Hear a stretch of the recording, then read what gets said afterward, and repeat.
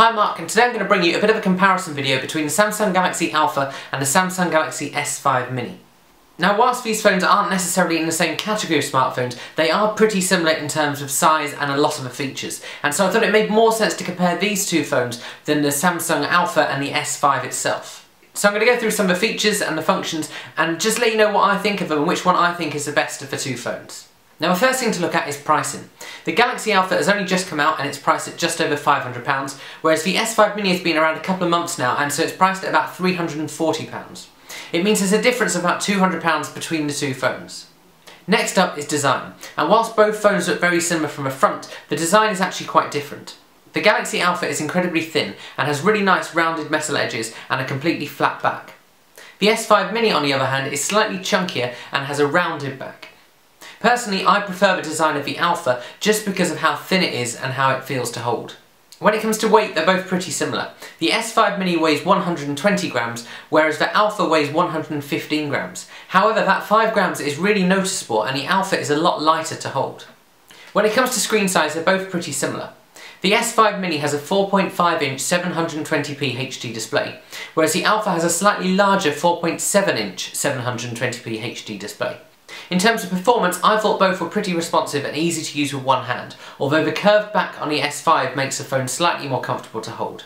Inside both phones you'll find quad-core processors.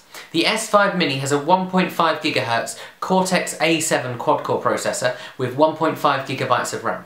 Inside the Alpha you'll find both a 1.8 GHz Cortex A15 processor and a 1.3 GHz Cortex A7, both of which are quad-core. You'll also find 2 GB of RAM, which means when it comes to performance, the Alpha is slightly faster. When it comes to memory and how much stuff you can fit on the phone, the S5 Mini has 16 GB built-in memory, plus a memory card slot which allows you to add up to 64 GB additional memory using a micro SD card. The Alpha, on the other hand, comes with an impressive 32 GB, but no space for a memory card. The other thing that sets the two phones apart is camera quality, with the Alpha camera being far superior to that on the S5 Mini.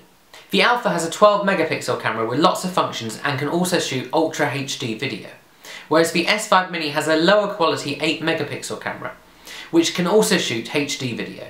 When I was using them, I noticed the Alpha was better in terms of quality, and also it has a dual camera functionality as well. When it comes to connectivity, they're both pretty similar. They both have Wi-Fi, Bluetooth, NFC, and are both 3G and 4G ready, so there's not really a difference between that. Both phones also have Samsung's fingerprint scanner and their heart rate sensor. The final feature, which puts the S5 Mini slightly above the Alpha, is that the S5 Mini is IP67 dust and water resistant. What's really impressive is that Samsung have managed to do this without putting covers on all of the ports. The software on both is Android KitKat, which I thought worked pretty well on both devices. So which phone is actually better out of the Alpha and the S5 Mini? When it comes to performance, design and the camera, I thought the Galaxy Alpha was probably the better phone. However, when you come to things like battery life and overall value for money, it's probably the S5 Mini, especially when the S5 Mini is also dust and water resistant. So there you go, a very quick comparison of the two. I hope you found this video helpful and I'll see you guys again soon.